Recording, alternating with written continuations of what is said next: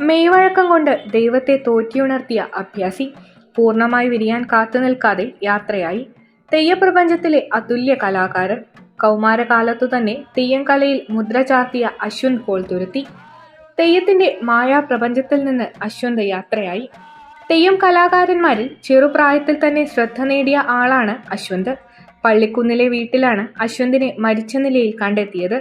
പറശ്ശിനിക്കടവ് നണിശ്ശേരി കോൾത്തുരുത്തി കുടുക്കവളപ്പിൽ ഹൗസിൽ സൂരജിന്റെ മൂത്ത മകനാണ് പി.കെ. അശ്വന്ത്. 6 മാസം മുമ്പാണ് സഹോദരൻ അദ്വൈതിനൊപ്പം അശ്വന്ത് പൊടിക്കുണ്ടിലെ വാടക വീട്ടിൽ താമസം തുടങ്ങിയത്. വീട്ടിലെ ഫാനിൽ തൂങ്ങിയ നിലയിലായിരുന്നു മൃതദേഹം.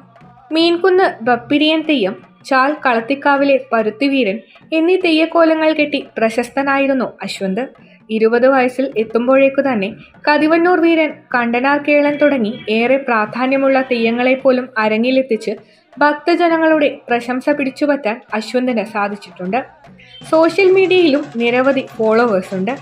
തെയ്യക്കാലം ആരംഭിക്കാൻ ദിവസങ്ങൾ മാത്രം ബാക്കി നിൽക്കെയുണ്ടായ അശ്വന്തിന്റെ വേർപാട് ഉറ്റവരെയെല്ലാം അക്ഷരാർത്ഥത്തിൽ ഞെട്ടിച്ചിരിക്കുകയാണ്.